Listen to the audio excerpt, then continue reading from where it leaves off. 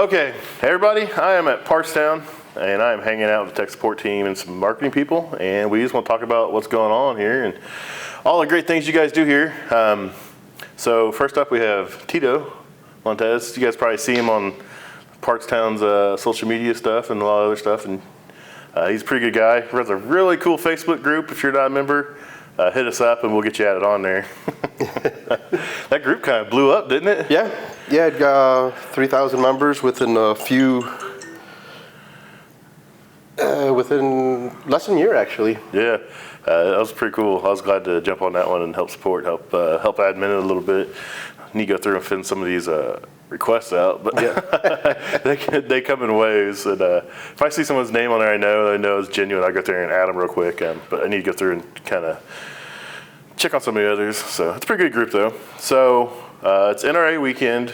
I came up to hang out with these guys, tour the facility, really just try to show off some of the stuff they do here, because they do a lot of cool stuff a lot of people don't know about. So, but they do tech support. We're not going to mention any names, but they do have a tech support department here, and they do a really good job helping out fields and techs in the field. Sorry, man, I am all over it today. I'm out of my element here.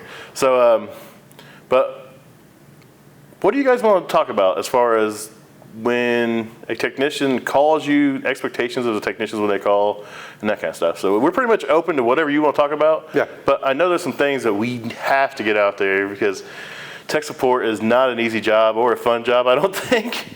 No, it's definitely a different animal than being on the field. I mean, it's one of the things we expect from technicians is just start somewhere and have a starting point when you contact us. Too many times we get a phone call and it's like, what did you do? And it's like, well, I just got here, or I'm not even there yet. I'm on the way there type deal, yeah. Yeah, I just want to know what I have to do. I'm like, well, we ask a few questions when we receive the initial phone call. Is it plugged in? Is the gas connected? Or anything that the end user can do. From that point forward, we may recommend some parts to install, or possibly install, and may send them in with the service ticket. That doesn't mean just install everything that came with the package. That just means this might make it a one-trip type of deal. So yeah, I mean, basically treat it like you would any other service call. If you get a service call from a different technician other than yourself, and you're taking over the job. I've had that happen plenty of times to me, where one technician diagnoses and he orders parts, he goes on vacation, and I get there and I'm like, that's not the issue. If I would have installed these parts, I would have had a recall and they would have been mad at me. Yeah. So basically treat it like that. Make sure you diagnose, make sure you look at everything, and then once you complete the job, check everything, make sure it's working right, and then contact us. Or if you actually need help, make sure you've ran through a certain amount of steps before you get there. Make sure that you've checked something. Yeah, we've all heard the stories. Like you said, the guy on the way there is calling, hey, how do I fix this? Or hey, it's doing this, what do I do? And those days of being able to do that are pretty much over. I mean, back in the day when everything was really simple, really common parts, you could get away with doing stuff like that. Yeah.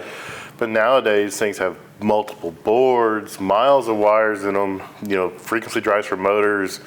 It's just, it's wild, the stuff out there. So you really need to be on site. You really need to have a little bit of information ahead of time to prepare yourself before you call tech support. Because, I mean, I don't know. I grew up in this industry probably, I've been doing this 18, 19 years now, and I always use this name. It goes down in history. And if you've ever had to call Cleveland and you had to talk to Jack, and you didn't have that information, the line would go silent. He'd hang up on you. And it didn't matter if you were calling from a payphone back before cell phone days, he'd hang up on you.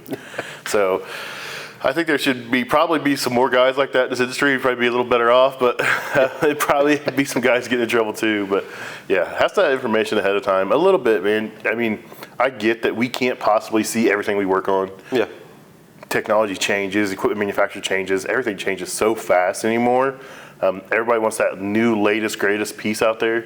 Yeah. And it's hard to stay up to date on everything, but I mean, you still gotta do the basics. The basics will get you in a general idea where you need to go, and then call out to people like, Tito and the rest of the team here, and they can get you started. Absolutely. So what's some of the wildest things you've ever heard being on the line? Don't mention any names or anything. Yeah. Some of the wildest things. I remember just recently we had a phone call with a guy that said that there was a particular slicer that wasn't working, and they said every time he turned it on, it sounded like it was screeching or almost screaming. Came to find out there was actually a mouse inside of it. Oh no! And it was screaming in misery. Yes. I've never heard about mouse in a slicer. I've seen them in like condensing units and stuff like that, but in a slicer, that's a wild one. Yeah. Once we received the pictures, there was a nest inside of there, and it was just something else to look at. Oh, that's crazy. You never know what you're going to get into in this industry. Yeah. Man. I mean, we do such a wide variety of stuff that you can see what you think is everything, and the next day you turn around and be like, I wasn't expecting that. Yeah, absolutely.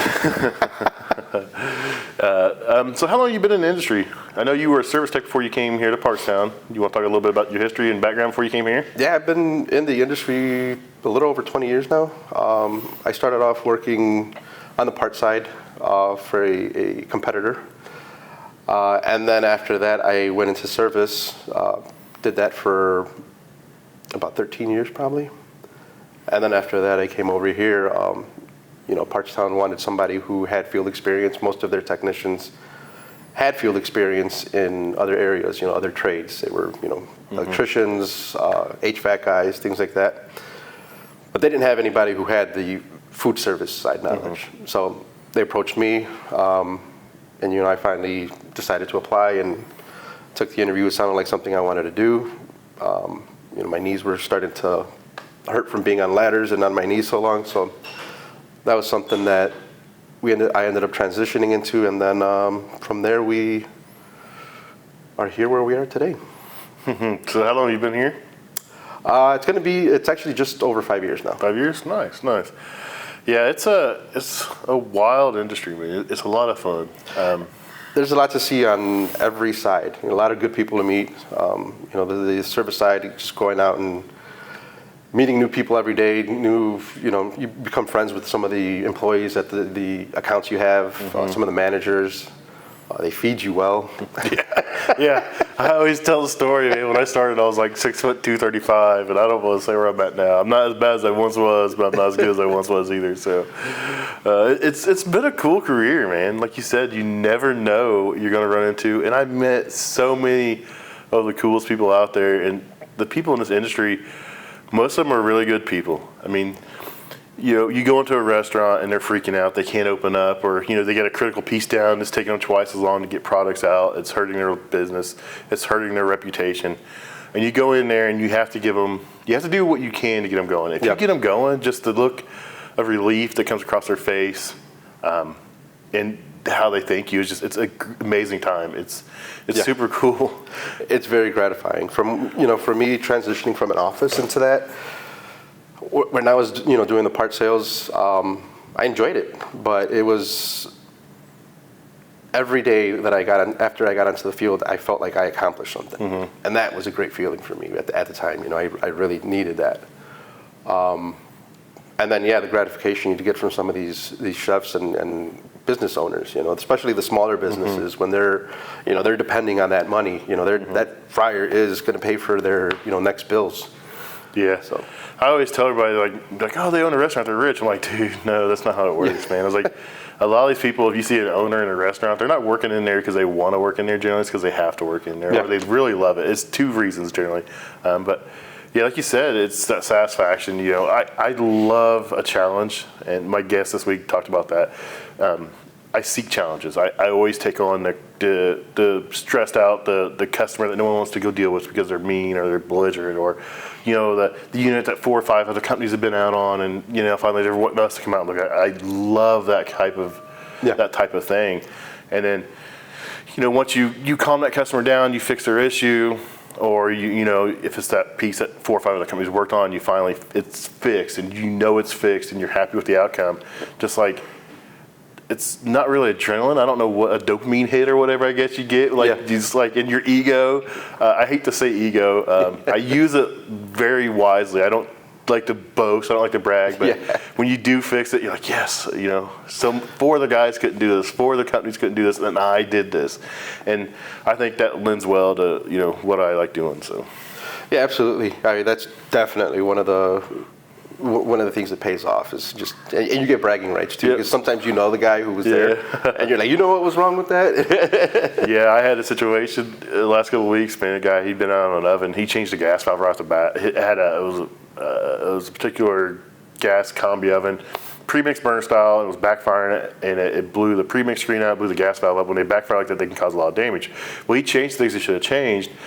And he had several other follow-up visits, and he couldn't get it figured out. And, my boss was like, hey, I need you to go out here and look at this. Yeah. And I was like, he's like, I need you to read all his notes. I was like, no, I'm not reading any of his notes. I don't want to see that. Yeah. So if I do a callback on somebody or anything, I don't look at the notes. I want it fresh. I don't want it, because if you look at what they did, you start going down the same tree they did. I want to start fresh. So I walked in, I pulled the side panel off. And I was like, okay, I know he changed the gas valve. So I looked, and the adjustment screw for the gases ran all the way in. And that's a needle valve. Yeah. And all it does is restrict the volume. Yeah. So I backed it out to like 4 millimeters, wherever it needs to be. Hit the button, it came right on. I put side cover on. I was like, hey, have him come back and calibrate the fluid. It's running. That was a big win for me that day. But yeah, it's those little wins that make this job rewarding, I think. Yeah, absolutely. So do you miss going out in the field? I miss going out in the field. I don't miss the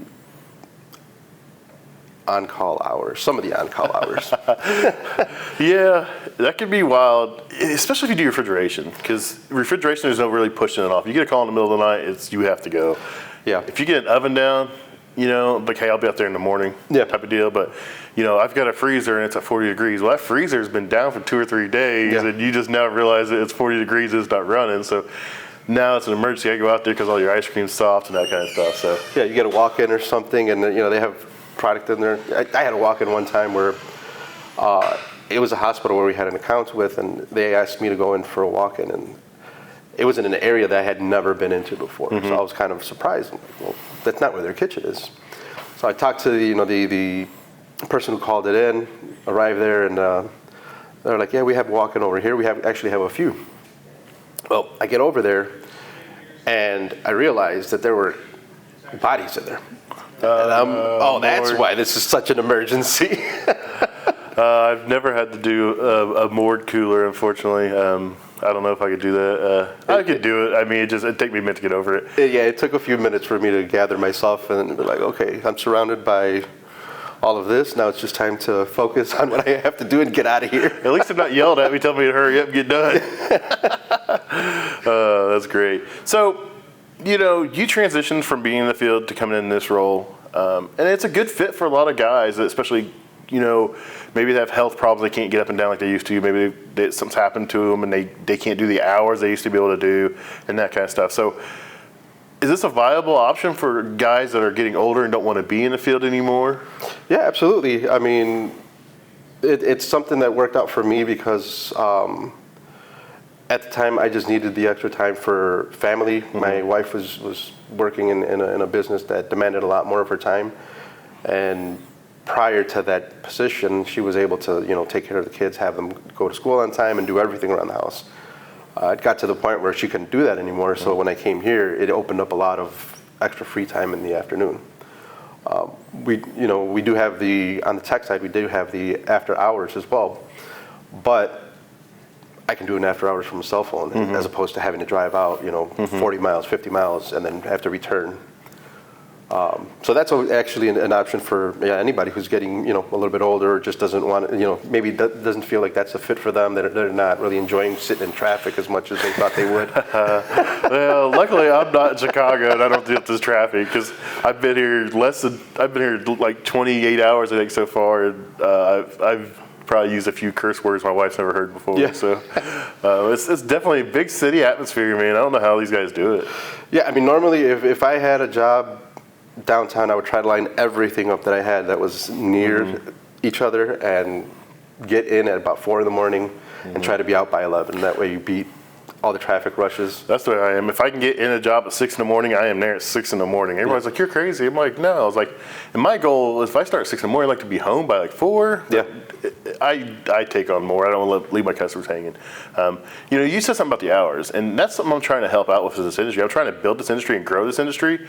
And I think if we have more technicians, the hours, the kind of make up. You kind of adjust that. You can be more manageable. You can be down to 45 hours. At 45, 50 hours is pretty manageable. It's not bad. And I say that, but we get paid, every company's different, but we get paid, to drive. Yeah. So we lose, where I'm at, I lose a half hour coming in, half hour going home. Yeah. But, so if I leave at 6 in the morning and I'm home by 4, I still make 9 hours. Yeah. So it's not easy. It's not hard to get your hours in. So I really think that if we could just build this industry up a little more, get some more guys in, some more younger guys, I think we'll be a lot better off in the hours thing. Because right now, I don't want to leave my customers down. I don't want to leave my employer down. I love who I work for. I love what I do. But, if the demand's there, I feel bad for the customers having to wait. Because, there for a while, we were 2 weeks out. Yeah. It was insane. Yeah. Unless it was a warranty manufacturer, then we were like, hey, we're 2 weeks out. And it's like, that's heartbreaking to these people because they're down for that extra time and that stuff. And it's not where I want to be in the industry, so. Yeah, definitely. The reason I was working so many hours was because we were understaffed. That's plain and simple. We had a ton of refrigeration guys, but nobody, I think out of 15 guys that we had on the team, only 3 really knew the hot side.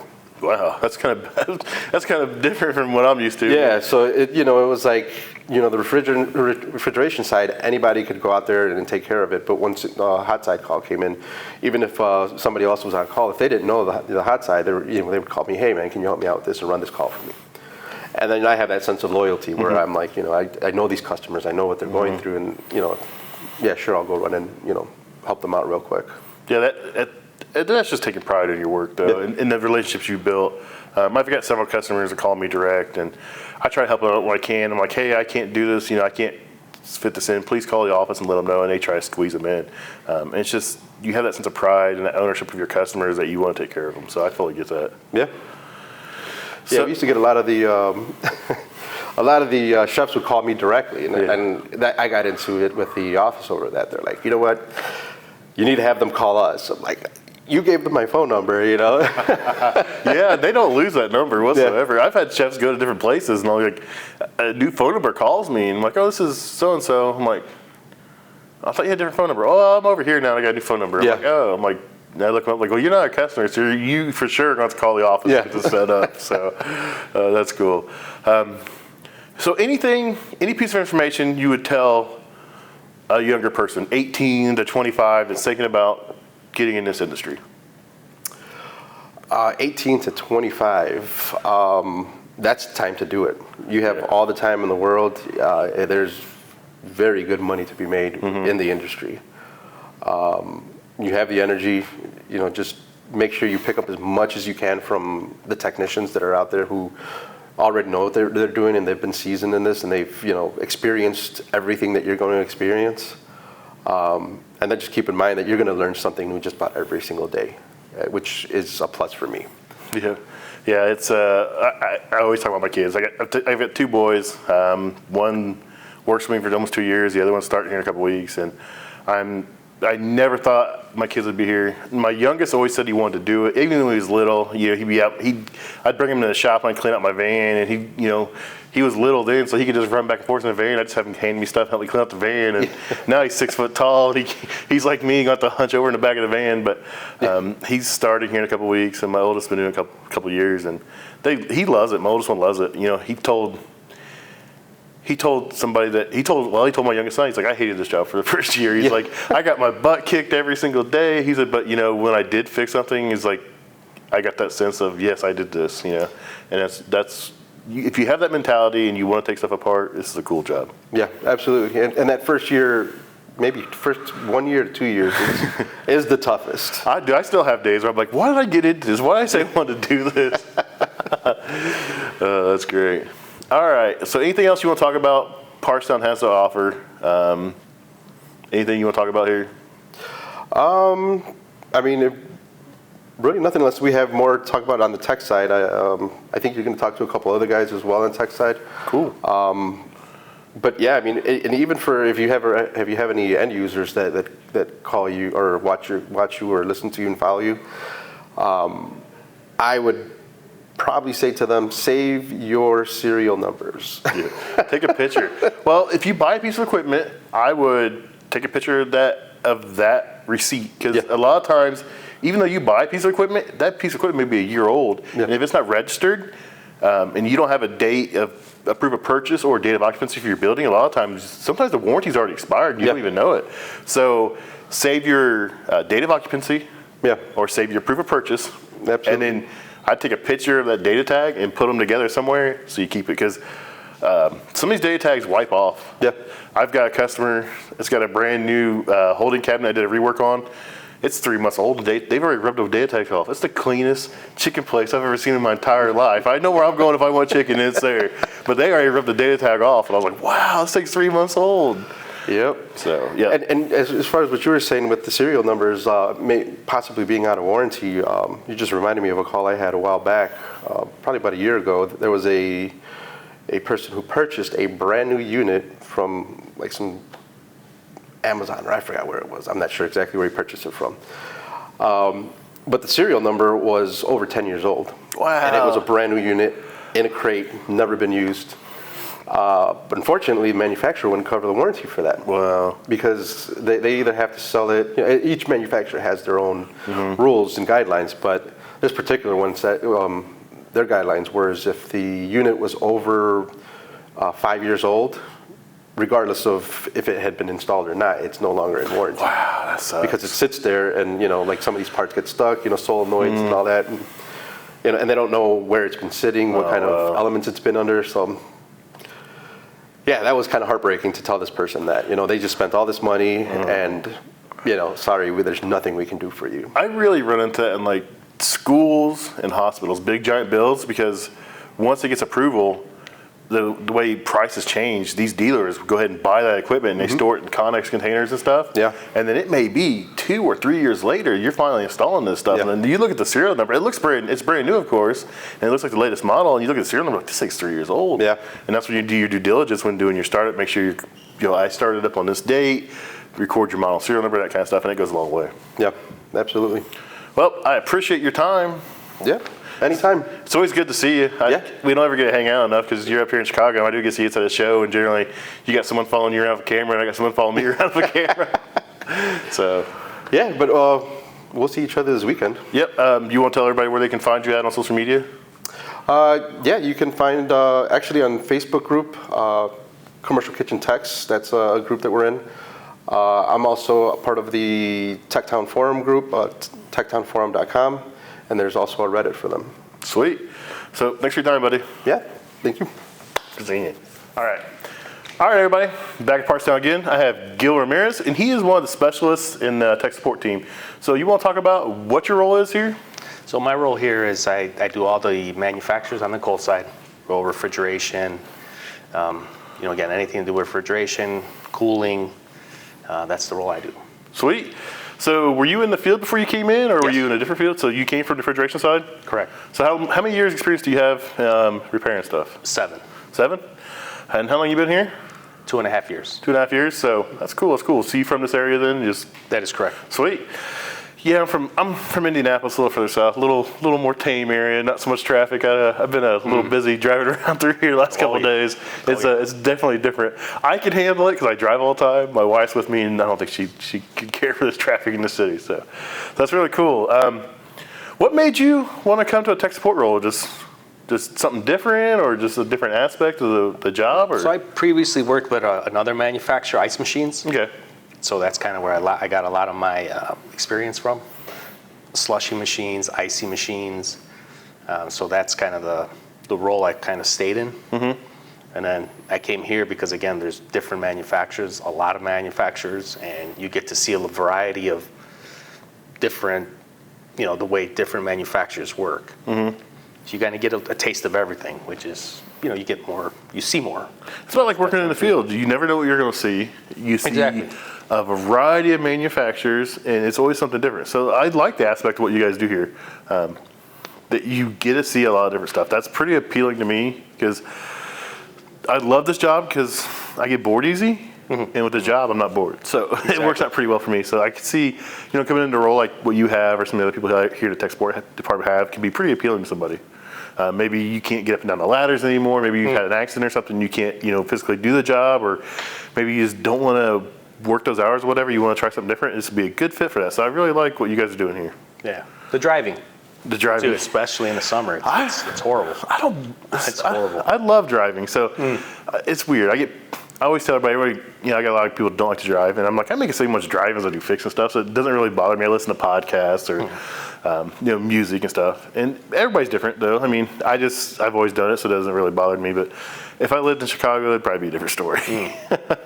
Yes, especially doing service work downtown. That's another adventure in itself. Yeah, I couldn't imagine trying to find a place to park. And you're nowhere near where you're working at. You may be in an alley somewhere. You may be blocking traffic. You're going to get tickets. You're going to get towed. Oh, yeah. You're going to have people screaming at you. Big city life's probably not for me. Indianapolis is as big as I want to deal with. Yeah, I've gotten towed a few times downtown, and when I picked up the van, everything was gone. Wow. So, yeah. They don't waste no time, do they? No. Oh, no. And it's the tow yards probably, and they just, oh, no, we don't know what happened to us. Like that we got it. So that's crazy. So you guys handle tech support. So, I mean, it can be the basic stuff all the way to the most advanced stuff, correct? Correct. So, I mean, you probably hear the wildest stuff. You have guys call in that have no idea what they're doing. You probably want to call your boss, tell them, I don't know where you got this guy from, but I wouldn't let him touch anything. So what's some of the strangest things you've heard on the phone lines from some guys? Well, again, with parts town, it's safety first. Yep. So if the technician does not know how to use a meter, I mean, we have to tell him, hey, you need to call your supervisor. You need to call your senior tech. I can't, we don't want you to get hurt. We can't train you how to use a meter. You have some basic knowledge when you call in. So you have to know exactly what you're doing. We don't want anybody to get hurt. But you get weird ones where, they say the unit's not cooling, but they have it in a little room that's 120 degrees. I mean, it clearly says on the tag, right. Ambient below 85 degrees is most of them. Yeah. So, I mean, you get weird ones like that. Typically, it's those, or the condenser's just caked. Packed full, yeah. Packed, clogged. Kitchens are a wild place, man. I've ran into a lot of upright freezers with the condensing units on top, and people will try to put them underneath the hood, like right next to the fryer, because they keep their french fries in there. I'm like, you should have bought a bottom condensing unit, not a top condensing unit. Right. All right, everybody, back at Partstown still, and I have Nikki Jarzembowski here. Hi, everybody. So she is manager over the service coordinator. Service coordinator. So when a company you guys represent sends a service call over, you guys find the local service agent and send it out to them. So I wanted to have you on to talk about what your job is, because your job is just as important as tech support guys. It's making sure that the front lines get the correct information. So let's talk about that. Yeah, absolutely. So I've been with the company for about 9.5 years. I started in a different division, and I saw everything happening here, and I was like, I want to be a part of that group.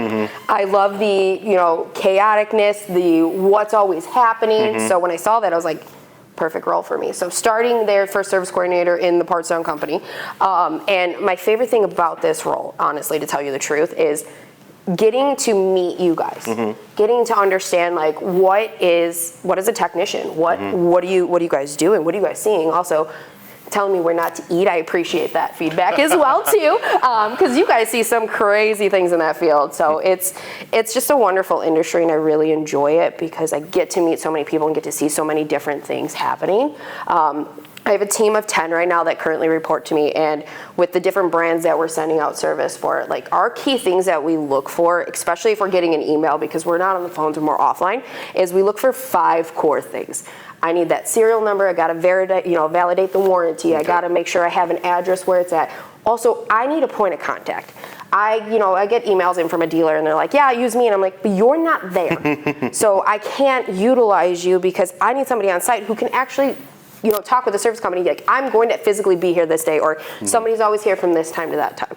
So those are some core things that my team always is looking for when we're setting up service to make sure that we can give you guys the correct information. We're always validating that ahead of time, or, hey, it's at Oxford Mall, and you're like, okay, there's like 35 restaurants in there. Where do I go from there? So we're trying to make sure that we validate that, so I can send you somewhere where I know I'm sending you exactly at. Your time's valuable. You have service calls. So if you're spending 30 minutes just to find it, that cut right into your time. Now you're backlogging the rest of your day. So we try to make sure we're giving you that information to get you where you need to go. That's great, because I get calls from manufacturers and customers, and like, oh, we're here at 8, and you get there, and like, I get there at 8, and they don't show up till 8:30, 8:45, or, oh, it's this fryer, and you get there, and no, it's not that fryer, it's this fryer. This fryer's under warranty, this fryer's not under warranty.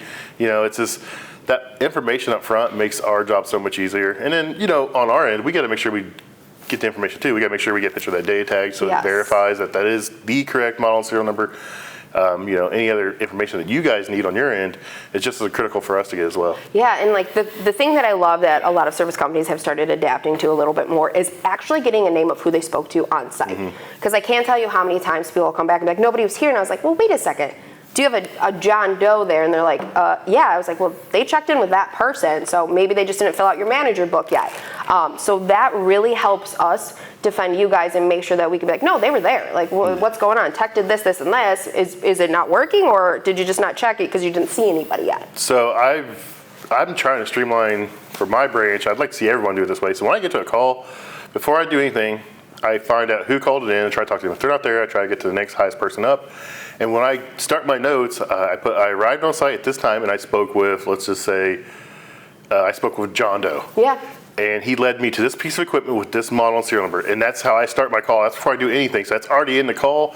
So that sets it up. If I come back, I know which equipment it is, or if someone else comes back, maybe the tag gets mixed up in the call or something, but that note right there is like, oh, he was actually working on this one, not this one. Yep. So I like to set my call up for success right off the bat by doing that. And that way you have a reference of who you spoke to right off the bat and everything else. They may be gone by the time you're gone, but at least you checked in with them when you got there. Exactly. And they brought you to exactly what was their problem. And that's also helped us quite a few times seeing stuff like that. Is they're like, well, wait a second, your manager brought us to this saying they didn't have this unit. So, and then you go back and they're like, yeah, you're right. They gave us the wrong information to start. You're correct. Thank you for the assistance on that. So that's huge. I love that you do that. I think that's great seeing that, because that helps everybody. Yeah. So it's a huge thing. So you guys cover a lot of different companies. Yep. I mean, we're not going to talk about that, but so it's all different kinds of equipment. It's refrigeration, it's cooking, it's probably ice and cheese, it's probably everything. Yeah, How do you handle that? I mean, that's just as bad as being a service guy almost. So what's really interesting when I build my team is when I'm hiring, I specifically look for somebody who has a restaurant background. I came from a restaurant management job. So I know when something's down, okay, it's a fire. We got to get them rolling. And I look for people in my world that have that same kind of experience. They understand it, know what the customer's going through. Yes, so that way they can feel from that side, but now they're also learning from this side. It's like, hey, you know what, absolutely, but if you gave me all this information, I'd be able to get you somebody faster. So doing that has really helped I think the world adapt and make sure that we can get service as fast as possible, because they understand it, but they also understand from the service company side is, I can't expect you to get out there within 2 hours.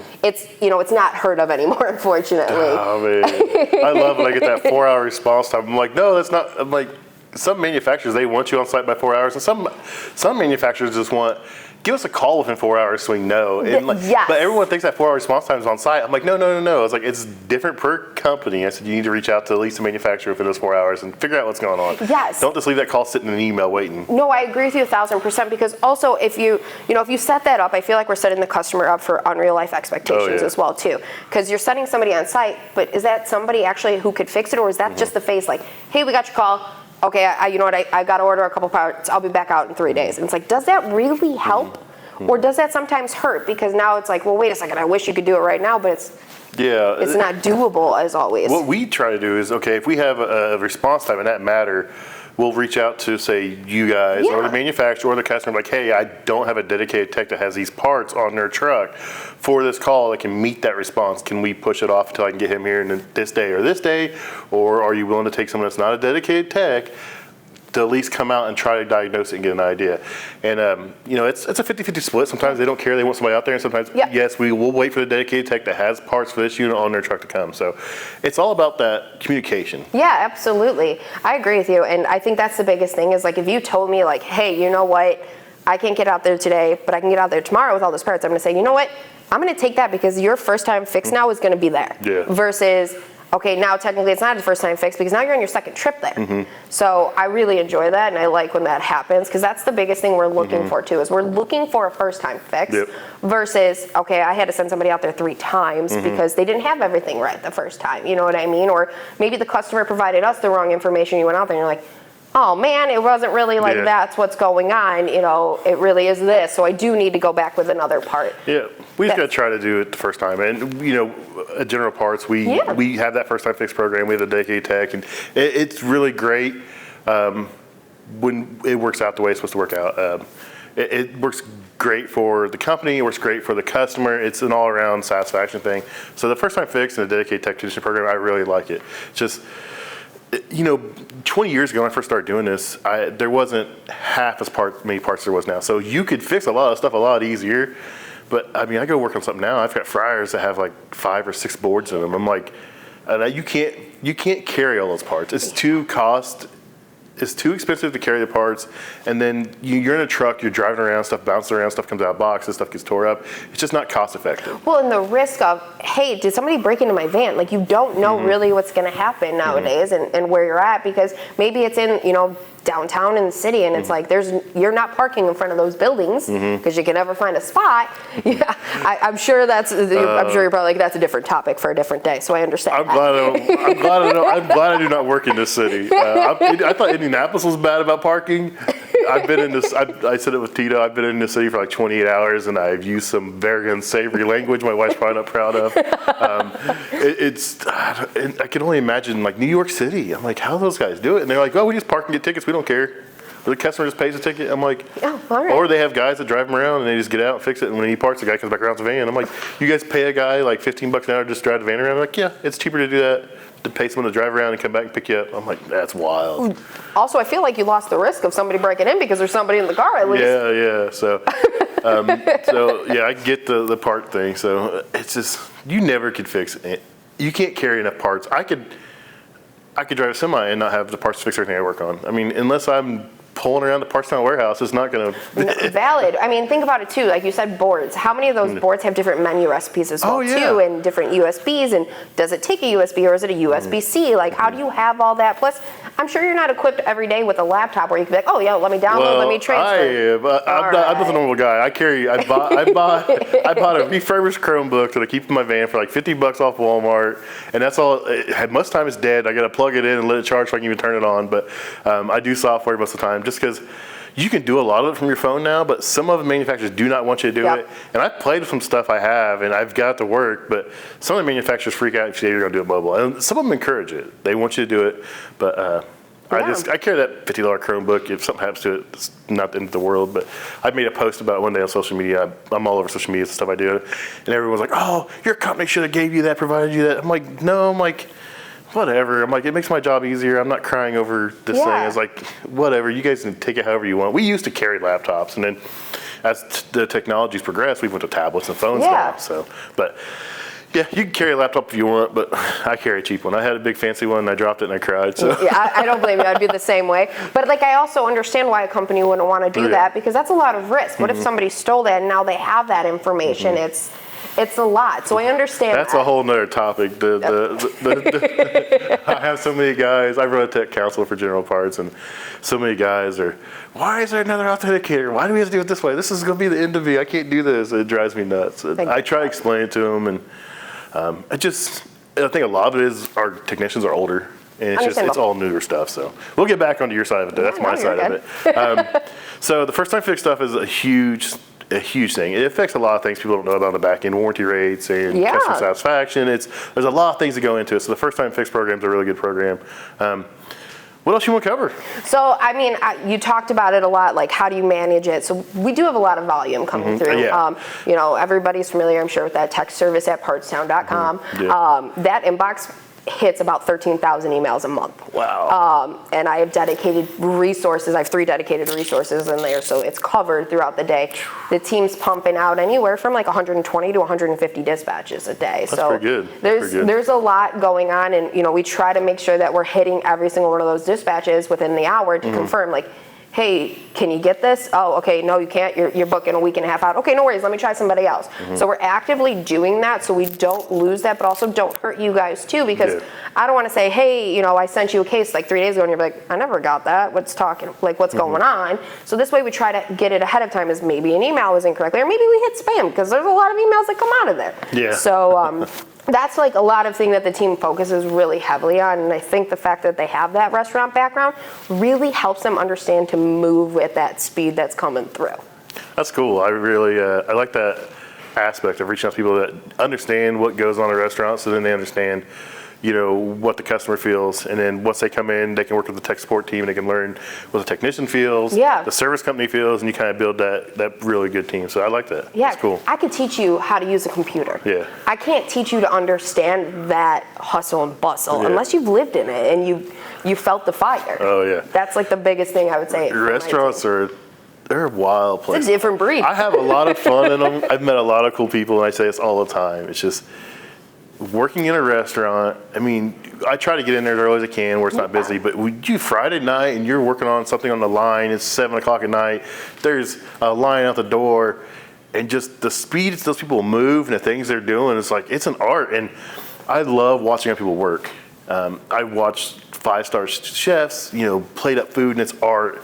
And, you know, you watch people in these restaurants as fast they're moving through, I'm like, these guys don't make enough money for the stuff they're doing. This is wild. I'm like, how did you not trip over that part? Like, yeah. What? And then you look and you're like, how did you just hit 35,000 steps? Like, what just happened here? Yeah, it's a fast-paced environment, but it's a lot of fun. And a lot of people are having fun when they're back there doing stuff. It's just, I have a lot of respect for anybody who can do what those people do. Yeah, well, and also like being in this world too, I think opens you up for so many different opportunities. Because yeah, maybe you like, you know, being a technician working on all these different units, but also you're like, whoa, I really enjoyed this one brand.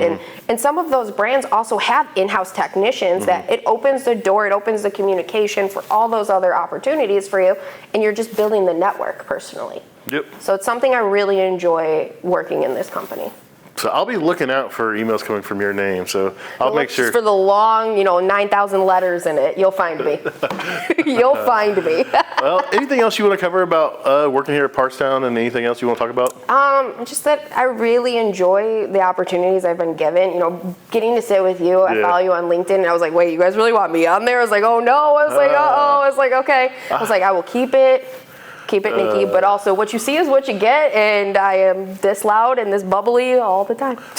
I have fun, and I enjoy it. Man, I'm jealous. I always see you guys having parties, and like, you guys have food trucks come in. I'm like, man, when's it going to come down to Indy? I will tell you, yesterday we had some food trucks come in, and of course I happen to be one of the lucky people who went out there, and all of a sudden, downpour. No. And I got quite a few emails yesterday with pictures of me because I ran back in with a bag over my head because I was like, oh my God, I'm not messing these curls up today. Oh, no, that's awesome. Well, pure Nikki fashion. I appreciate you taking time to Yes. talk about what you do, and I have a lot of respect for the service coordinators. It's not an easy job. I couldn't imagine as many emails as you get. I feel my service coordinator, she's a trooper. Me and her sometimes don't see eye to eye. It happens. It happens, but she's got her job to do. I got my job to do, and I have a lot of respect for the service coordinators. They have a tough job. Especially you guys deal with manufacturers, you deal with customers, your technicians, service companies. That's a lot of people that aren't very happy a lot of times that that they have to talk to you. Nothing personal, but if they have to talk to you, it's generally not on good terms. Yes, so. but I look at it like also this way. Like I made a family here too, so like I know that I may not always agree with my hot side manager or my cold side manager, but I know in the long run they've got my back. They're also teaching me things. I would have never known how to change a gasket on my own fridge, and I was like, oh, okay. Or some of the questions come through. My favorite one, I have to tell this story. I had somebody's like, hey, I need this black line, and I'm like, I'm looking through a diagram, and I'm like, there's no black line, and they're like, no, Nick, that's that's supposed to be clear. And I was like, what is that? And they were like, that's mold. And I was like, oh, okay. I was like, well, now I've learned that I'm not going to be going there to eat or drink or anything on that one. So, great stories. Yeah, my son, I talk about my son all the time. I'm proud of him. He's 2 years here. He's doing really good for himself. Good kid. Some days I want to struggle him, but he's getting better. But he's been doing this 2 years, and like he first came to work with me. We went to a wing place, and he loved eating there. And like the first day, I was like, the look in his face of disgust. And now a year and a half later, he'll eat there again. I'm like, see, I told you. It's it'll wear off. I think it's just grease, dude. I'm like, it's the food, the cook here. It's just grease. It's fast paced. It flies out of the fryer. It's just part of it. Yep. I said, you'll get over it. I said, some of the other stuff you'll never get over. And I won't go into that. No, totally understand that. I won't get into that, some of the stuff you see. But And the other thing I would say is what really helped me, I think, grow in my role is hopping onto the Cefesa train. I am on the Young Professionals Committee, and getting to meet all the other people in the industry that you see the emails, but you're like, I wish I could meet you in person all the time. And getting to do that was probably the coolest thing to get to do. And last year was my first actual Cefesa conference. And I was like, I felt like a kid in a candy store. I was like, oh my God, it's nice to meet you. Oh, wow, this is awesome. So conference is amazing. So I won Tech of the Year 2 years ago. So it's thank you. They give it away. They do awards every 2 years. So this coming up when they'll do awards again. So I won outstanding technician. I think it's outstanding technician. I call it Tech of the Year because I like that term. I mean, I'm all cool with that. But I teach refrigeration for Cefesa. So twice, they do it class 2 or 3 times a year, and I'll go down. There's another guy who's local that does it. So we kind of split duty at Cefesa. But I was super jealous of the YPC because I was doing some committees, and I was like 39, and I turned 40, and I was like, you guys are so mean. This is ageism. This is ageism. You age gapped it. Yeah, I was like, and they're like, well, we'll let you come, Pat, because you know what I do, the social media and stuff. They're like, we'll let you come. I was like, yeah. No. I was like, you guys are all right. But I love Olivia. She's wonderful. She is a great person. I'm looking forward to seeing her tonight, actually. So. Oh, nice. That's awesome. So that's pretty cool. Well, I won't keep you No longer. worries. I'm sure you got emails stacking up over there. So. Awesome. Well, it was a pleasure. Thank you for having me on. Nice to meet nice you, to too. meet you. And so you get in there, and it's like, oh, this thing's brand new. It's not cool. I'm like, I can't see the fins anymore. I'm like, this thing's under a hood. It's just sucking straight grease. I'm like, This is not going to be warranty, guys. I can clean it for you, but we're going to have to charge you, and you guys really need to move this because this isn't going to last here. Or you get the warranty questions, the condenser's clogged, that's under warranty. No, it's not.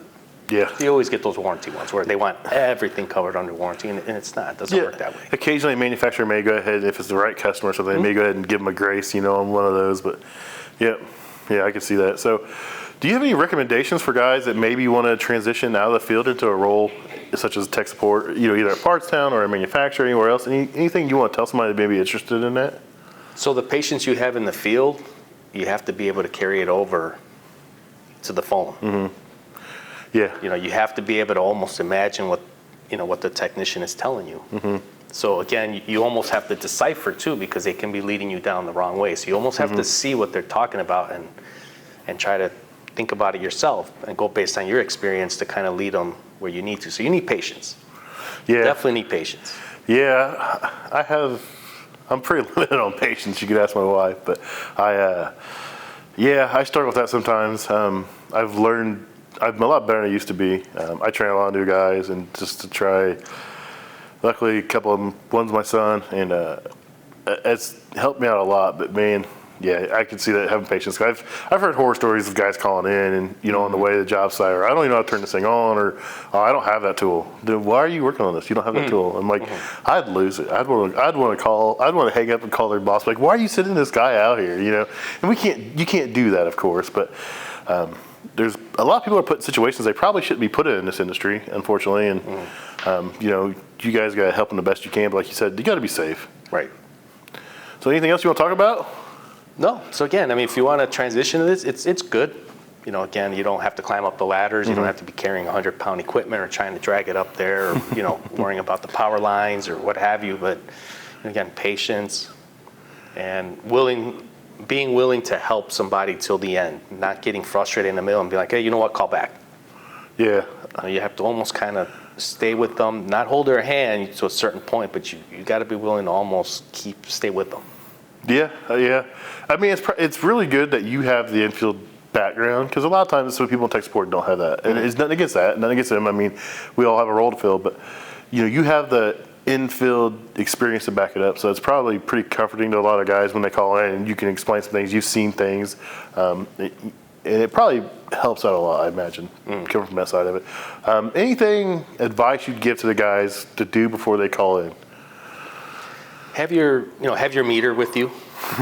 Have a screwdriver with you, and just have an idea. Have the equipment taken apart, and kind of give us an idea of what do you think is wrong with it. Don't just call in and say, "Hey, I'm here." What? It won't turn on. What's Yeah. next? What do I do? Do you have the panels off? No. Do you have your screwdriver? No. Do you have a meter? No. I can only imagine the horror stories you guys do, because I do a lot of tech support for my company, technicians, and I help guys outside of my company just because I want to grow this industry, and that's just part of what's going to have to take is guys willing to help other guys get into it. And some of the stuff these guys call me about, I'm just gritting my teeth. I'm like, oh, I really want to hang up, but I can't do that. I really want to be like, what are you doing? I can't do that. So I could feel the frustration. Do you guys? I know there's a lot of software out there where you guys can. I don't know if you guys use it here, but you can use their phone to see what they see. Have you guys seen that stuff? We have Stream. Do you? I use it all the time. Do you? That's a pretty cool feature. I've used it with some other manufacturers I do some warranty work for, and it's always pretty cool. I've talked to some companies that are that do that kind of stuff, and it's really cool software to see. I know some that actually lets them control the camera. You can zoom in and you can circle stuff on the screen and that kind of Use stuff. a pointer when they say what am I looking at? Well, the contactor's there, and then you can use a pointer and oh, there it is. Oh, that's cool. That's really cool. So I didn't know you guys had that capability. So that's awesome. So it's really helpful too, because again, sometimes they're saying it's a piece of different equipment. You're like, that doesn't make sense. Let me see what you got, and then it's like, no, that's the wrong unit. That's not even our unit. we're looking at the wrong thing.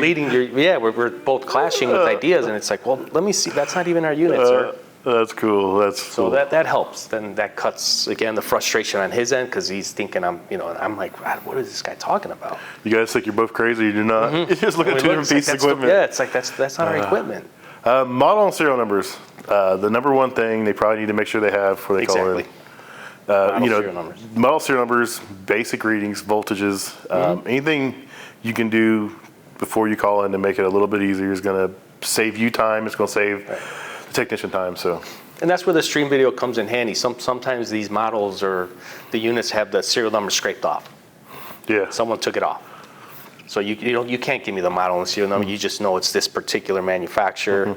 That's where the video comes, in good hands, and we're able to figure it out together. But definitely, if you can see the model and serial number, we definitely have that.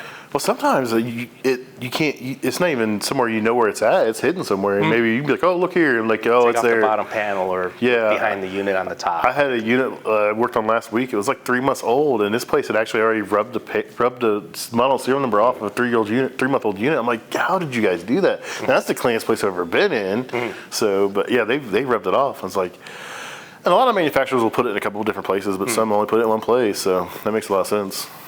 So, but yeah. For the most part, model, serial number, your tools, and have the equipment open if you can. If it's safe, then take the panels off. A willingness to learn and to listen. So exactly. Well, I appreciate your time. I know you probably got calls stacking up in there waiting on you. Yeah, we're good. We'll push through. We'll push through. Anything else you want to talk about? No, I think clean your coils.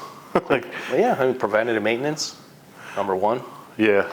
I think since COVID, when COVID hit, preventive maintenance just kind of went to the wayside, and no one's really doing it anymore. It's all reactive stuff, and I get there and I'm like, "Oh, your cooler's running at 45 degrees," and I look at the condenser coil and I'm like, "Well, let's start here."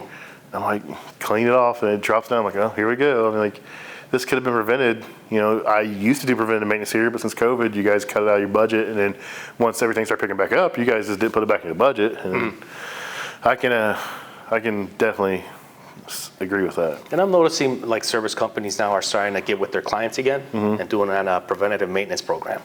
Yeah, we're trying to push it. Which is highly recommended. We're trying to push it. Do a lot of your manufacturers do they recommend some kind of pre-filter over the condenser coil or don't? I mean, I know some do and some don't. Yeah, some do, some don't. It depends. But in the kitchen, you definitely want to try to Yeah, either figure something out for them. I try to use either that gray real loose stuff or that blue kinda, stuff. Yeah, it makes sure it gets changed. But I mean, that's just like a sacrificial thing. The grease is gonna stick to it versus the coil. Right. I mean, it's worth. I mean, you may pay $5 or $10 for it up front, but it's gonna save you $500 or an overtime call down the road. Right. So. And a lot of end users, they call in and that's their complaint. Well, that costs, but it's like, well, if you look in the long term, it's going to help you. Yep. Short term, you're like, oh, but long term? No, yeah, no one ever thinks long term. They just see the initial cost versus, what they have. They don't think about it. But like you said, if Friday night and it's your cooler is at 45 degrees, 50 degrees, you get deemed by Board of Health. This costs you a lot more than that $5. 3 months Yeah. it did. And Big so. time. Sweet. I've called in for tech support, and I'm on the far end. I hate calling tech support. I just don't want to do it unless I absolutely have to. Nothing against you guys. It's just that it's the last thing I want to do. And a lot of guys feel intimidated calling tech support. They feel like they think they're dumb or they don't know what they're doing. But I mean, the stuff we work on, everything changes so fast. Right. It's such a wide variety. You cannot possibly know or understand how everything works. And I try to reassure the guys, no, calling tech support is normal. I mean, you don't want to call it just to call them. But if you have problems, reach out for tech support. Whether you're reaching out to your fellow technicians you work with or the manufacturer, reach out and get that support. My co-host, Rich, he's like, man, I'd rather feel dumb 5 minutes calling tech support than to feel dumb for hours, beat myself up over not figuring it out. Right. I mean, no one at tech support's going to call you dumb. No one at tech support's going to make fun of you. They may question some of your processes on how you do some things just because they want to understand what you've got to or how you got to where you're at. But no one's going to call you out for, not knowing how to fix something. I mean, we've all been there. We can't possibly understand how to work on everything in this industry. And we get unusual calls from experienced techs. We're like, this is happening, and we're both like, wow. Really? Yeah, and then eventually you find out it's just an anomaly. I mean, it happened to him. It happened to that tech. Oh yeah, I'm bad. It happened to me. It's like, wow. When I call tech support, generally like I said, it's a last ditch effort, and I call and I just start unloading numbers. And most of the time, the people I call freak out. They're like, whoa, hold on. I'm like, no, I'm trying to get you to where I'm at. They're like, well, we gotta start here. I'm like, no, I'm way past where you're starting at, dude. I've been on this, and sometimes, the guys, they get a little frustrated at me because I'm like, no, we need to get way past wherever you're thinking. We need to get over here. And I'm just trying to explain all the information. I understand there's a process that your team has to follow to get through. But yeah, when I call in, I'm generally freaking out because it's bad if I'm calling. And it's usually, again, we get experienced techs too, and exactly, they'll be like, hey, I'm over here, Gil. And it's like, okay, well, what did you do? Just give me a briefing, so my mind can kind of race up and catch. Yeah, because you may have missed something simple. That's generally what it is. I've missed something simple. I didn't think about it. I thought it was too basic. I get caught up in a bigger issue because I work on a lot of crazy stuff, a lot of weird issues I work on. And I think I get caught up overthinking things sometimes, especially the guys that have been doing this a long time. You overthink it, and then you miss the basic thing, and that's what's causing all your other problems. You don't even think about it. So when we ask you that, we're just kind of trying to catch up to where you're at. So our mind is like, okay, all right. Everybody, I think, gives the tech support guys a hard time for no reason. Though. I think it's just, they think, oh, they're tech support, they don't know. And it really, I mean, especially you guys rep a ton of people, so you got to know a lot of different stuff. I'm sure you got guys that are really good at certain things, focus on certain things mainly, and some guys that kind of do a little bit of everything. But give the tech support guys some grace, man, because it's not an easy job. Because I know how I get when I'm stressed out, and I can only imagine people worse than me. So. Oh, yeah. And again, we want to work with you. We want to work with the techs. They're swearing. Again, we let them vent. I do. Yeah. Just let them vent. And it's like, okay, but let's get back on point. Yeah, let's. I hear you. I understand your frustration, but let's get back on point. Yeah. Where are we at? Well, I'm all the way over here. Okay, well, let's just kind of bring me up to speed. Yeah. I want to help you. I don't want to hang up on you. Yeah. That's not what we do. That's not what I do. Yeah, don't call tech support and scream and cuss at them. Now, a lot of guys cuss. They're not cussing at you, but don't call and cuss at us, tech support guy. I mean, their job's hard enough as it is. I couldn't imagine. But it's all good. We push through. We try to help. We're here to help. Yeah. We're here to help. All right, man. Well, I appreciate your time. Sure. It was nice meeting you, sir. You too. So, hey, you call in, you talk to him, you better be nice to him. Yeah. We're here to help. Remember, we're here to help. Thanks, man. Okay. Thank you. All right. So back again at Partstown. I've got Curtis Simatackle here. And what do you do here, Curtis? So I help manage the cold side technical services team at Partstown. I've been with Partstown for just over 10 years. Wow. Kind of just started as a technician, kind of worked my way up, and now I'm kind of helping the whole team out. Sweet. That's cool. That's pretty good tenure, 10 years. Yeah, longest I've ever been with a company. Yeah. I've been on General Parts 13 years. We're part of Partstown. And I love it here. I tell everybody I'll retire from either General Parts or USG, one of the two. I'll find a place and I'll stick it out and I'll finish it. So Cool. That's good to see. Yeah. What was your experience before you came to work here? So before I came here, right out of high school, I went to trade school. I did heating, air conditioning, and refrigeration. I was actually kind of fortunate to grow up in a family business. My father owned a heating and air conditioning business. His father owned it before him. So we sort of grew up in it and kind of learned some things from there. I knew I didn't want to go to college because I didn't know what I wanted to do. So thought I'd be a mechanic. And yeah, I did heating and air for about 15 years, a little bit of facility maintenance in between before I got to Partstown. Nice. My dad, he did HVAC, and then he went to a company that did food service repair, and he started doing refrigeration there and food service repair. And then that company was a family-owned company, real small, and that was one time when Ecolab started going around buying everybody, and they got bought up and became GCS, and he didn't want to be a part of that. He was an older guy, didn't want to be a part of that. He liked the family environment he had, was working for, so he retired from there and then got me in. I started off as an electrician, so I went to vocational school, high school, did 2 years there, came out, worked electrician for 6.5 years, and then came over to the food service side, and it's been a blessing, man. I love it. It's cool. Yeah, it definitely has been. It's kind of like an industry shift for me, but I knew how to read a wiring diagram. I knew refrigeration is refrigeration when it comes down to it, and same with gas and all of that. So it was just learning it in a different, smaller package. Yeah, it's wild. The stuff like people always ask me, like, what's it like working on everything you work on? I'm like, man, that gas valve you find on that rooftop unit, that furnace, is the same gas valve that's in an oven or in a fryer. I said, that same thermocouple is sensing, that there, it's sensing it here. I said, a lot of the parts are the same. Yeah. They may be slightly different, but it's the same concept. For sure. I was like, you see the same in-shot burners in a rooftop unit that you see in an oven. Like, that's the same burner that's in that rooftop unit that's in that South Bend or Blodgett oven. It's the same style. It's like, if you can figure out how to fix it on that, you can figure out how to fix it on this. For sure. And a lot of guys are intimidated by making that jump. I was like, man, but if you can fix a rooftop unit or a package unit furnace, you can fix an oven. Yeah, relay's still a relay, contactor's still a contactor. Yeah, so I mean, our industry kind of gets lumped in the HVAC, our industry, because we do a lot of the same stuff. So we're our own little corner. We're kind of pushed off in the corner. And, I'm just trying to push us out to the front. Let people know that, hey, this is a cool job, a lot of fun stuff, and I like it. So. Yeah. Always busy, too. I mean, job security is definitely a nice thing, so even with the pandemic and everything. Oh, yeah, the pandemic. I worked more hours during the pandemic than I've ever worked in my entire life. And people are like, what? I'm like, yeah. I was like, just because people couldn't go in the restaurant, drive-thrus were busy, food delivery services were busy, you could pick up orders. I said, it was absolutely insane. Plus, hospitals, nursing homes picked up, so I was doing work there. Now, we didn't have the school work, but I said, I've never worked more hours in my life than during the pandemic. Yeah, yep.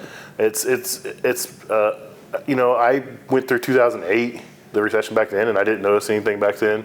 It seems like our industry is pretty safe as far as it goes. So it's a really cool job, though. Yeah. So what is a day-to-day operation of what you do here? So basically kind of helping be a technical support, with the experience our team has, a lot of the team has had past experience in the field, some of them directly from food service, so we'll take phone calls and try to help anyone and everyone really for certain manufacturers. So we'll try and do some simple things with end users, like, teach them where the condenser coil is, routine maintenance that warranty may not cover, things like that. Is there a bag stuck against the coil, or is there a coil? Can you see what looks like a coil? Yep, exactly. Does it look like there's a cat stuck down there? So let's clean that off first before you call about your warranty. Yeah, or they can't find it because it's pushed up against a wall and there's no airflow whatsoever. So, it's kind of like an education part. We're trying to teach them things they probably didn't read in the manual when they got the equipment, or the manual doesn't exist. Yeah, what's a manual? Yeah, exactly right. Most of it more is a little QR code you scan and it's on your phone. Yep. I like that. You know, it's Yeah. pretty cool when we go to work on something, you can bring it up and it's right there. For sure. So that's cool. Yeah, so that could be the start of it. You know, we'll help field technicians when they call in with questions, help them get them wiring diagrams, get their path kind of going, help them find where a part may be if it's difficult to get at, or replace a part, and so on. So yeah, it's a good day, good 8-hour day. I never thought about the end user thing, and that makes sense because, you know, we're technicians, we call tech support, but, you know, that end user has the same access to the same phone numbers we do, so they may be calling tech support too, trying to fix it themselves. Yep. So I never thought about that side of it. I mean, Yep. that's something to think about, because Yeah. that's adding a lot more volumes probably to what you guys do. Yeah, and we want them to use it right, you know, we want them to treat it well so it lasts a good time, you know. And But, you know, that also is saving the manufacturer money, because you're possibly catching things that they could fix themselves versus sending us out there. Yep. And I don't mind going out and plugging something in, but I've got more pressing things to do than going out, plugging something in, or brushing a coil off. Yeah. I mean, if I have to do it, I will, but I've got other issues to fix. You know, if I have to drive an hour there to do that, I mean, because you know what's going to happen. The customer's going to get that bill. It's not going to go to the manufacturer, and the customer's going to think the manufacturer's just pushing it over on them or something else. And really, it's a lack of training on the customer's end. So yeah, and we'll help educate them, you know, because they think, well, it's under warranty, I don't ever have to touch it, you know. So we'll say, well, no, not necessarily. You know, utilize your service company that you should already have. You know, get a maintenance contract set up with them. They'll help you out too, you know, and kind of help bring that to light. So. it goes back to that manual. They don't know where it's at. Yeah. It was in the box that some guy pushed the cooler freezer in and didn't give him the manual. It's still in the box and it got thrown away, or it's not printed, so they didn't have it. So For sure. that's a good point there. I like that. Yeah, definitely. Yep. So you guys deal with customers, you deal with technicians. Anything crazy you've ever had to deal with? You're just like, what in the world's going on here? I'm sure there is. We can't say names, so I don't want to get anybody in trouble. But things where they wanna take a unit. It's usually this will be the out of warranty stuff, but they'll want to take a unit and make it do something it's not. You know, take a cooler and turn it into a meat smoker. Yeah. You know, and they'll call us and ask, how should I do that? And we're like, well, that's don't or yeah. good luck. You know, so things like that are kind of the craziest ones we'll get. You know, but yeah, just things like that. Really, oddball stuff. Yeah. Stuff is not designed for, and they try to make it work. Yeah, some install stuff too that could be interesting. You know, hey, I got a 7-foot wide unit. I got to get through a 3-foot door. How can I do that? Cut your wall out. Yeah, you can't. Yeah, so yeah, it's fun for sure. That's funny. Yep. Yeah, I could see I can only imagine. I get the customer side of it. I can imagine, you know, I bought this thing at an auction and I want to do this. How do I make it do it? Well, you don't. Yeah. You shouldn't have bought that. Yeah. Yep. So a day-to-day thing, you're just dealing with customers, manufacturers, technicians. Anything you want the technicians to do before they call in? I know we've been over this a couple different times, but I like seeing everyone has different aspects. Everyone has different tips. Everyone has a different idea of what they expect from the technicians when they call in. So you know, just the basic stuff that they know, you know, to already do. You know, check that there's power to it. You know, check that there's voltage going to it. Get some meter readings. You know, if it's refrigeration and if it's needed, you suspect a refrigeration issues, go ahead and get your gauges on. Do what they already know, what they know how to do, you know, and then when they're stuck, give us a call and say, hey, I've checked this, I've checked that, I've checked this. And then also we're always looking for the numbers. Yeah. You know, my voltage is good. no, dude. You know, the manufacturer doesn't want to hear that a lot of times. That is my biggest sticking point. Yeah. I have one of my guys call me, hell, what's the gas pressure? Oh, it's good. Yeah. No, I asked you what the gas pressure was. I didn't ask you if it was good or not. Right. I'm like, good's not an answer. Right. Good's a box you check. That's not the box I want. I need to Yep. know. And generally, they never call me back because they go check gas pressure and it wasn't good. Yeah, yep. And then also too, just always though, you know, looking at the things like the state of the units and taking that into consideration. You know, if they showed up and then it was powered off, you know, okay, well, why was it powered off? You know, a little bit of detective work there too, you know. Yeah, just spend a little time to actually do some stuff on the unit. Now, I get not everyone's fully trained. They don't understand how something's working. So you're going to get guys calling that doesn't understand how to turn the unit on or that kind of stuff. But, I mean, you still got to do some work. I mean, Yeah, for sure. And and that's okay. And we understand that. We help some technicians get to, where they need to be, but of course, safety first. Yeah. If they call in and, we have any kind of, worry about them using a meter safely because they've never used one before. We might tell them to kind of maybe wait. Yeah, let's get someone else out here. Yeah, we don't want to get anybody hurt. It can be a dangerous job, and I want everybody to get home safe. For sure, absolutely. So you do refrigeration, you handle that kind of stuff, and I do refrigeration. I do anything in the kitchen I'm not scared to work on. I love doing stuff. I love the challenge. I love all the different aspects of what we do, and that's what's appealing to this industry for me. So R290 stuff, we get all kinds of grief, and I love talking about R290 right now because the new refrigerants are A2Ls. Everyone's, it's got a flammability. I'm like, man, I've been dealing with propane in a kitchen for 12 years. I'm like, A2L is nothing on this, what we work on. And the equipment doesn't have taps. So I try to teach my guys non-invasive testing. Right. So when you go in, let's check the amp compressor. If it's low, let's not just assume that it's a back compressor.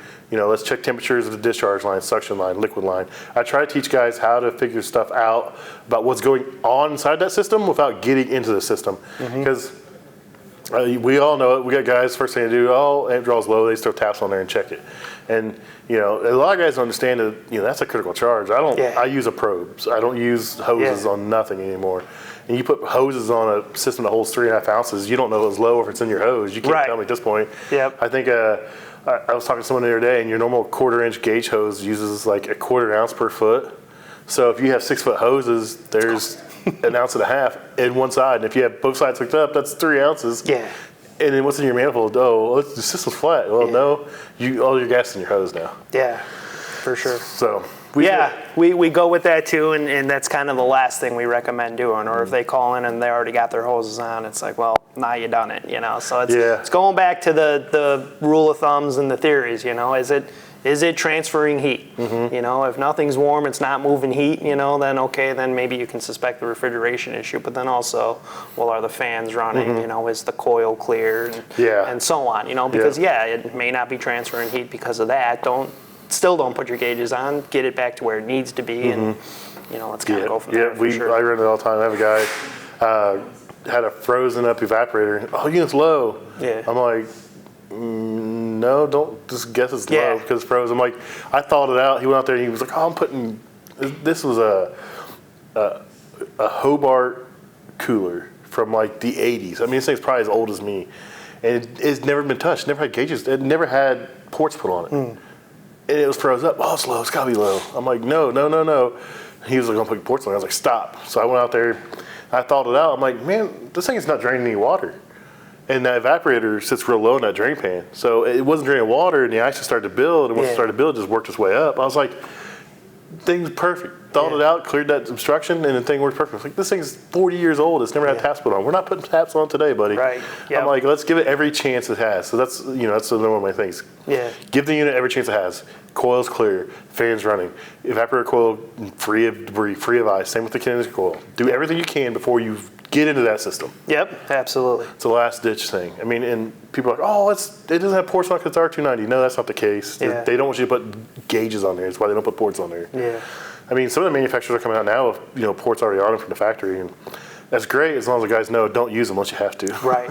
Absolutely. Yep. I tell my guys, if you're working on a unit under warranty and you think you have a leak, go through all this stuff, and before you put ports on there, you better call the manufacturer and ask them if they want you to put ports on there. And most of the time, they'll say, if you tell them what you've done, they'll say, okay, go ahead and do it.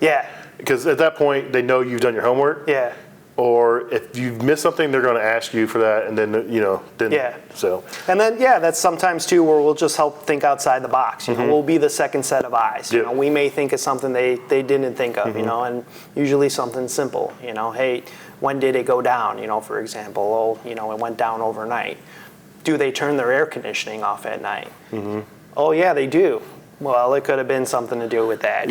External factors. Exactly. There's a lot of stuff that can be going on in refrigeration. I was a late adapter in refrigeration. I started off hot side for the first 3 years, and then I wanted to do refrigeration. And I went to a company, said they'd train me, and their idea of training me was it's on the truck, figure it out type of stuff.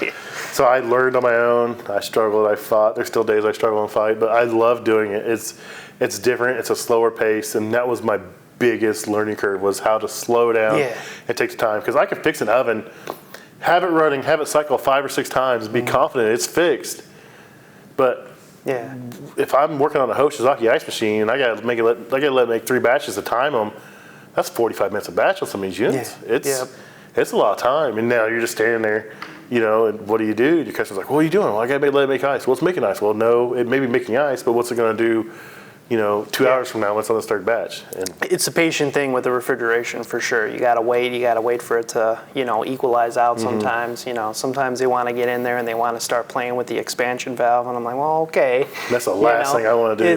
Did you just turn the unit on? Yeah, okay, so now it's under a full load and Yeah. you adjusted the expansion valve, so now you gotta wait for it to come down, and Yeah. when it's at temp, adjust it back, and The things. superheat's adjusted when it's close to set point, not Exactly. when the box is 85 degrees. Yeah. Let it run. Yeah, exactly. It's a I've- patient thing for I've sure. built some boxes and you turn it on, like, oh, it's taking forever to cool. Well, yeah, I guess that's superheat. Well, I'll be back tomorrow. Let's Yeah. let this thing run overnight. I'll see what it does tomorrow. I'll come back sick the next day. So, Yep. yeah, that's guys. They see a knob and they start cranking on. I'm like, that's not what that's there for, guys. Yeah. Let's not do this. And you may not see the reaction right away, so now you gotta wait 10 minutes. Yeah, I've got guys that, start components about it. I'm gonna change the compressor. I'm like, dude, why do you want to do that? I'm like, a lot I of don't work. like changing the compressor. Yeah. They're heavy. I'm like, this is a lot of work. When I can change start components and I can test the compressor, as long as everything's fine, it's fine. I'm like, Yeah. I ohm it out. I got a compressor analyzer I use now. I'm like, I don't want to change compressors, dude. Yeah. That's so much work.